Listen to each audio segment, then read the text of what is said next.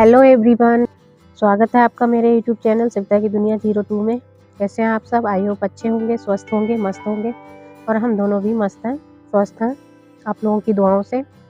आज मैं अपना सेकंड ब्लॉग बनाने जा रही हूँ लव स्टोरी का। तो मेरा ब्लॉग फर्स्ट ख़त्म हुआ था, शरद जी हॉस्पिटल में थे, हम इनका इंतज़ार कर रहे थे। शरद का जब आना हुआ अपने घर पर, तो मैं इनसे कोशिश करती थी कि फ़ोन पर बात हो जाए, तो मैं अपने दिल की बात कह पाऊँ, कुछ बात करूँ इनसे कि मुझे जो इनको मेरे अंदर जो बेचैनी थी इनको लेकर क्या है, वो हो सकता है बात करें तो अच्छा लगने लगेगा। लेकिन इन्होंने मुझसे फ़ोन पर बात नहीं की था। फिर मैं गांव चली गई। मैंने कहा चलो कोई नहीं, फ़ोन पे बात नहीं कर रहे हैं लेकिन हाँ सामने से तो बात करेंगे। मैं अपनी नानी के घर गई। उस दिन तो मैं नानी के घर ही रुकी थी। फिर शाम हो गई थी तो जा नहीं पाई। दूसरे दिन सुबह में जब मैं इनके पास गई, फिर मैं घंटों बैठी रही, इनसे बात करने का वेट करती रही कि ये मुझसे बात करें, पर इन्होंने मुझसे बात नहीं की। मुझे बहुत बुरा लगा। मैं समझ नहीं पा रही थी कि मेरे साथ ऐसा व्यवहार क्यों कर रहे हैं ये।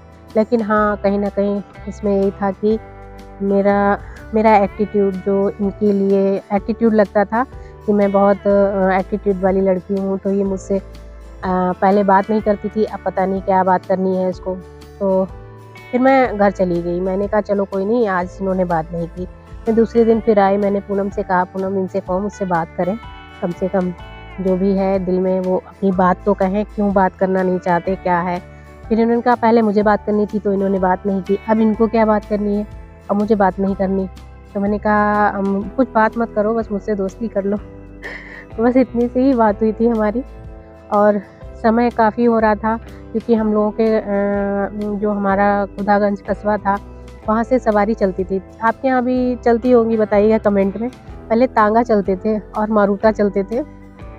अजीब सी सवारी हुआ करती थी। तो हम लोगों का 10 किलोमीटर दूरी थी, तो एक समय था, शेड्यूल था वहाँ पर कि इस टाइम से इस टाइम तक ही सवारी मिलेगी, वरना फिर जाने का कोई और रास्ता नहीं था। तो मैंने कहा चलो ठीक है, अब मैं जा रही हूँ, फिर मैं फ़ोन पे बात करूँगी। बस इनसे मैंने इतना कहा, बस मुझसे दोस्ती कर लो और हम फ़ोन पे बात करेंगे। इन्होंने कह दिया हाँ ठीक तुम जाओ। कह के मैं तो चली आई। तो फिर मैं अपने घर आ गई। घर पे आने के बाद में मैंने अपने जो मेरी मौसी है, मौसी के यहाँ लैंडलाइन का फ़ोन लगा हुआ था और इनके घर पे भी लैंडलाइन का फ़ोन था। तो मैंने कहा चलो फ़ोन पे बात करते हैं। फ़ोन पे बात मैंने फ़ोन किया, ज़्यादा बात नहीं की, बस हाय हेलो और कैसे हो, ठीक है, बस इतनी बात हुई हमारे दोनों के बीच में। फिर मैंने फिर दूसरे दिन जब स्कूल से वापस आई तो सीधे मैं मौसी के घर चली गई बात करने के लिए कि चलो ठीक है, आज देखते हैं क्या बात। फिर मैंने बात की इनसे। तो फिर ये था कि रोज़ थोड़ा-थोड़ा हम लोगों की बातों में थोड़ा-सा इनका बिहेव चेंज हो गया। हाँ, थोड़ा-सा इंटरेस्ट आ गया इनको मेरी बातों में। मुझे भी अच्छा लगने लगा, चलो ठीक है, सामने वाला मुझसे बात करने लगा। इसी बात की खुशी थी कि चलो बात तो हो रही है। फिर धीरे-धीरे हम लोगों की बातें बहुत लंबी हो गई। हाँ, फिर हम लोग घंटों बातें करने लगे। मौसी के यहाँ थोड़ा-सा वो रहता है ना कि क्या करती रहती है, इतनी देर तक बातें करती रहती है फ़ोन पे, इतना बिल आ जाएगा ये वो। तो हम लोग थोड़ा-सा चोरी-छिपे भी फ़ोन कर लिया करते थे, क्योंकि कोई दोपहर का समय ऐसा होता था स्कूल से आने के बाद का, तो उस टाइम पे लोग थोड़ा बिज़ी हो जाया करते थे अपने-अपने कामों में, तो फ़ोन की तरफ कोई ध्यान नहीं देता था। तो मैं तुरंत फ़ोन पकड़ लेती थी और बात करने के बाद फिर मैं घर आती थी। ऐसे हम लोगों का चलता रहा काफ़ी समय तक, लंबा, ऐसे समझ लीजिए 1 डेढ़ साल चला होगा। ऐसे फ़ोन पे बात करना, मिलना-जुलना, किसी को कोई मतलब वो हम लोगों पे कोई इस टाइप से कोई नहीं था कि कोई शक करे कि हाँ कुछ है। हम लोगों ने मतलब इज़हार भी नहीं किया था कुछ ऐसा कि हाँ हम लोगों के दिल में कुछ है। ऐसे ही बस अच्छा लगता था एक-दूसरे से बात करना। बस हाँ, इनकी दीदी लोग समझ गई थी कि हाँ, इन दोनों के बीच में कुछ तो है। फिर ये हुआ कि एक दिन शरद का मेरे घर आना हुआ। मैं बहुत खुश हो गई थी। शरद का ये था कि शरद अकेले नहीं आ सकते थे क्योंकि शरद चल नहीं पाते थे और ऑपरेशन के बाद तो इनका बिल्कुल ही चलना बंद हो गया था। पहले इनका रूटीन था स्कूल का जाना-आना, अपने आप ही चल लेते थे, बैठ के चल लिया करते थे, हाथ से सपोर्ट लेके बैठ के चलना होता था इनका। तो स्कूल वगैरह इन्होंने कक्षा 8 तक अपना पूरा स्कूल बहुत अच्छे से किया। उसके बाद इनका ऑपरेशन हो गया, फिर इनका स्कूल नहीं हो पाया। इनकी पढ़ाई बंद हो गई। तो फिर इनका चलना बंद हो गया बिल्कुल ही। तो ये किसी न किसी को बाइक से लेके आते थे। कोई भी अगर बाइक से आता था तो साथ में बैठकर, और पीछे सपोर्ट के लिए इनकी बहन, इनकी जो बड़ी बहन थी वो इनको सपोर्ट करती थी, तो वो साथ में आया करती थी। तो शरद जब मेरे घर आए थे तो बाइक से आए थे। उस वक्त मेरे घर पे कोई नहीं था, मम्मी मौसी के घर गई हुई थी, और थोड़ा सा ये हो गया, हम लोगों को समय मिल गया अपनी बातें करने का। तो उस दिन हम लोगों ने अपने प्यार का इजहार कर दिया था। फिर ये हुआ कि प्यार तो हो गया था हम लोगों को, लेकिन हम लोगों का प्यार आप लोगों को पता है कितनी मुसीबतों से निकल के आया है। बहुत हम लोगों ने संघर्ष किया है, इतना स्ट्रगल किया है। कहने के लिए आप लोगों को लगता होगा कि अच्छी फैमिली से हैं, ऐसा नहीं है, लेकिन हम लोगों को सपोर्ट नहीं था किसी का। फिर ये था कि हमने कहा चलो कोई नहीं। फिर मम्मी भी आ गई। मम्मी आने के बाद में हम लोग बातें किए, चाय वाय पी, साथ में बैठ के एंजॉय किए। तो मस्त अच्छी बातें हो गई हम लोगों के बीच में। तो हम लोग और भी ज़्यादा खुश थे एक दूसरे के लिए कि हाँ ठीक है, अब जो है सो है, अब देखा जाएगा बाद में जो होना होगा। फिर ये था कि ये तो चले गए अपने घर, और हम तो अपना रूटीन डेली का घर का काम, फिर स्कूल, स्कूल से घर, यही सब चलता रहता था। फ़ोन पे बात कर लेते थे इनसे। फिर हम लोगों ने अपने प्यार का इजहार तो कर दिया। इसके बाद में हम लोगों का नया ट्विस्ट शुरू हो गया। मेरी मामी का लड़का खुदागंज में ही पढ़ता था, राहुल नाम है उसका। तो वो घर पे आया करता था, और इनका भी दोस्त था, अच्छा दोस्त था। ये लोग साथ में पढ़े थे गाँव में। तो जब हम लोग लेटर लिखा करते थे, तो जब हम लेटर लिख के देते थे तो ये उन तक पहुंचा देता था, और वो लेटर लिख के देते थे तो ये हम तक पहुंचा देता था। ऐसे ही हम लोग का लेटरबाजी काफ़ी समय तक चलती रही। किसी को हम लोगों की स्टोरी के बारे में पता नहीं था कि आखिर हम लोग किस टाइप के दोस्त हैं, या फिर इस दोस्ती से ज़्यादा कुछ है, किसी को भी आइडिया नहीं था। फिर फ्रेंड्स, एक दिन क्या हुआ, मेरी मम्मी नानी के घर गई थी, तो मैंने भी उनसे बोला कि हम सब चलेंगे साथ में। तो उस टाइम पे ये था कि घर में कोई ना कोई तो रहेगा, तो हमने कहा नहीं, हम तो चलेंगे ही, और हमें तो मिलना था सरस से तो इसलिए मैं तो रुक नहीं सकती थी। तो मैंने कहा ऐसा करो, मैं चलती हूँ, और मेरी बहन है छोटी नेहा, और भाई है छोटा रोहित, इन दोनों को यहीं छोड़ दो, मैं चलती हूँ, और कल तो आ ही जाएंगे। बोली ठीक है, अच्छा चलो तुम। तो फिर हम लोग चले गए। शाम को पहुँचे हम लोग जब नानी के घर। फिर शाम जैसे तैसे तो काटी हमने। फिर सुबह हुई, सुबह उठते ही मैं शरद के घर आ गई शरद से मिलने के लिए। शरद से मिलने के बाद में थोड़ा सा उस टाइम पे इनके पापा भी थे, तो थोड़ा उनका भी वो रहता था कि उनके सामने लोग कम बोलते थे, बिल्कुल ही नहीं बोलते थे।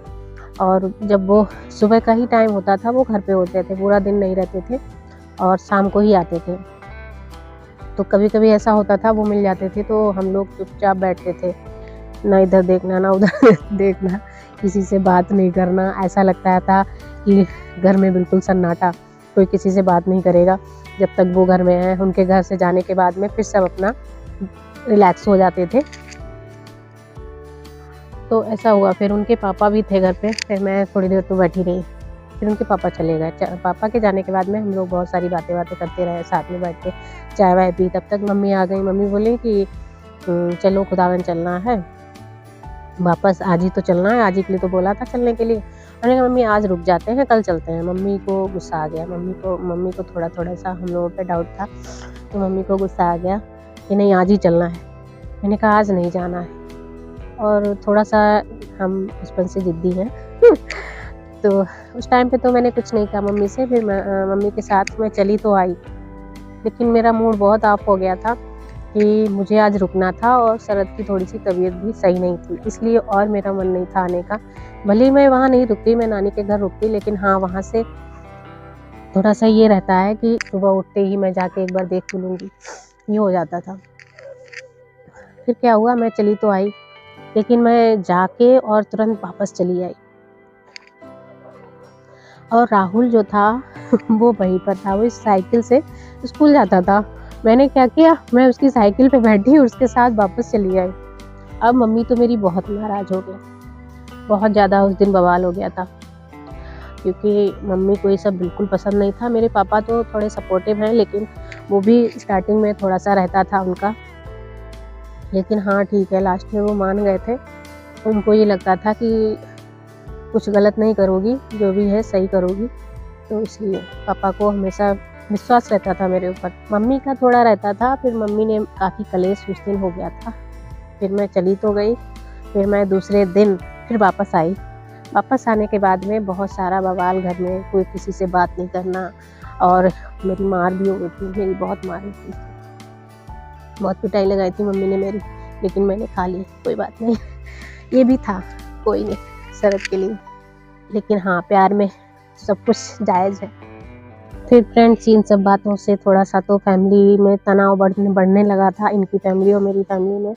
लेकिन हाँ, इनके पापा और मेरे पापा के तक बात नहीं पहुंची थी, इनकी मम्मी और मेरी मम्मी के तक ही बात रही थी। फिर ये था कि चलो अब धीरे धीरे रिश्ते संभल जाएंगे, जो भी था। बीच में थोड़ा सा 8-10 दिन का गैप दे दिया गया, हम लोग फ़ोन पे तब भी बात कर लिया करते थे।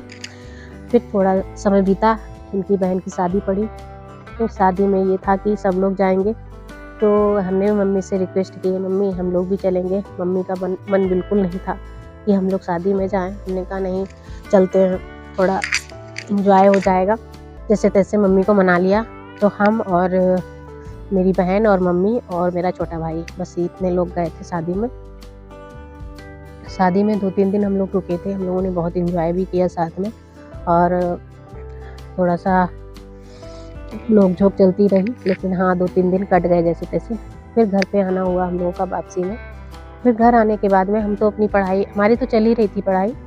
उस साल मैं फर्स्ट ईयर में थी, 10th के बाद फर्स्ट ईयर में थी, तो मेरा तो फर्स्ट ईयर था। लेकिन हाँ, सर की पढ़ाई बिल्कुल नहीं हो रही थी, तो सर ने मुझसे अपनी पढ़ाई को लेके डिस्कस किया कि मेरा भी मन है पढ़ने का, लेकिन गाँव में तो पढ़ाई रही नहीं, क्योंकि गांव में 8th क्लास तक ही स्कूल था। तो थोड़ा सा ये लग रहा था कि कोई सपोर्टिव मिल जाए जो हम पढ़ सकें, क्योंकि अब तो इनको सपोर्ट की पूरी ज़रूरत थी, क्योंकि कहीं आना जाना बिल्कुल दूसरे पे डिपेंड थे। तो ये भी था कि कोई ऐसा सपोर्टिव मिल जाता जो हमें मतलब हेल्प कर पाता, स्कूल जाने में नहीं तो घर में यहाँ पे कोचिंग करके या कैसे भी पढ़ पाते हम। तो मैंने इनसे कहा, मैंने कहा ऐसा करो, मैं तुम्हारी हेल्प करूँगी, तुम्हें पढ़ना है ना, तो मैं हेल्प करूँगी। फ्रेंड्स, पहले ये था कि रूम लेके और कोचिंग लगवा लेंगे, फिर वहीं रह के पढ़ाई करेंगे। तो हमने कहा ठीक है, कोई दिक्कत नहीं है, टीचर भी मिल जाएंगे। हमने एक टीचर से बात भी कर ली थी, एक सर थे, तो इनको मैथ पढ़नी थी, मैथ और इंग्लिश, तो हमने उसकी कोचिंग की भी बात कर ली थी। इसके बाद में हम लोगों ने रूम, जहाँ हम जिस मकान में रहते थे उसी मकान में ये भी अपना रहने लगे। ऊपर का रूम हमने दिला दिया था कि कोई पढ़ाई में डिस्टर्बेंस ना हो, और इनके फैमिली भी आती जाती रहती थी, मम्मी भी आती थी, बहन भी आती रहती थी, तो कोई दिक्कत नहीं रहती थी। तो फ्रेंड्स, एक ही मकान में रूम दिलाने का एक रीज़न ये भी था कि मेरे फैमिली मुझे सपोर्ट नहीं करती कहीं और बाहर निकलने के लिए, तो मुझे लगा कि घर में मैं सपोर्ट कर पाऊँगी, पढ़ाई लिखाई से लेके सारी चीज़ों में हेल्प कर पाऊँगी इनकी, इसलिए मैंने एक ही मकान में इनको रूम दिला दिया था। तो ये था कि मैं इनकी हेल्प कर पाती थी। फिर इन्होंने 3-4 महीने कोचिंग पढ़ी। कोचिंग पढ़ने के बाद में ही, कोचिंग के 3-4 महीने पढ़ने के बाद में इनके पापा की डेथ हो गई जुलाई में। जब इनके पापा की डेथ हो गई, वहाँ से सारा माहौल ख़राब हो गया, सब कुछ बदल गया। आगे की स्टोरी हम फिर नेक्स्ट ब्लॉग में बताएंगे। थोड़ा समय नहीं मिल पाता है हमें, इसलिए थोड़ा लेट आता है ब्लॉग। कोशिश करेंगे कि हम जल्दी जल्दी ब्लॉग बनाएं और आपको अपनी स्टोरी जल्दी जल्दी बताएं। तो आप आगे मुझे सपोर्ट करते रहिए, और मैं आगे आपको ब्लॉग ऐसे ही बनाती रहूँगी, आपको अपनी स्टोरी बताती रहूँगी, क्योंकि मेरी स्टोरी काफ़ी लंबी है। ठीक है फ्रेंड्स, मिलते हैं नेक्स्ट ब्लॉग में, तब तक के लिए बाय बाय। और कमेंट करके ज़रूर बताइएगा कैसा लगा मेरा ब्लॉग, और लाइक करना ना भूलिए, और प्लीज़ मेरे चैनल को सब्सक्राइब करिए। ठीक है, बाय बाय, जय श्री राम।